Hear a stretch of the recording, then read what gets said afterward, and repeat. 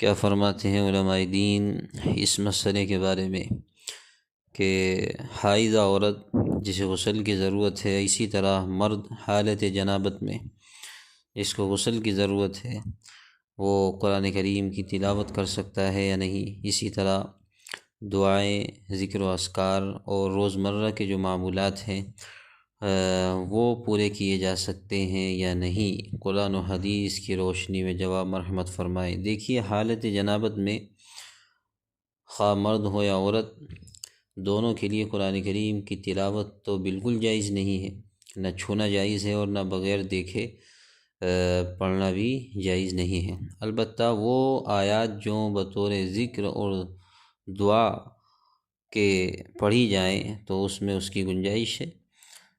اسی طرح سے اذان کا جواب بھی دیا جا سکتا ہے اور استغفار بھی پڑھا جا سکتا ہے، اور روزمرہ کے جو معمولات ہیں وہ پورے کیے جا سکتے ہیں حالت جنابت میں۔ بہتر یہی ہے کہ آدمی، مرد ہو یا عورت، پہلے غسل سے پاکی حاصل کرے اور اس کے بعد یہ معمولات پورے کریں۔ لیکن اگر کسی وجہ سے غسل میں تاخیر ہے، جیسے عورتیں کئی روز تک ناپاک رہتی ہیں، تو وہ اس حالت میں قرآن کریم کی تلاوت کو چھوڑ کر جو باقی معمولات ہیں روزمرہ کے وہ پورے کر سکتی ہیں، تسبیحات پڑھ سکتی ہیں، اسی طرح سے دوسری دعائیں بھی پڑھ سکتی ہیں۔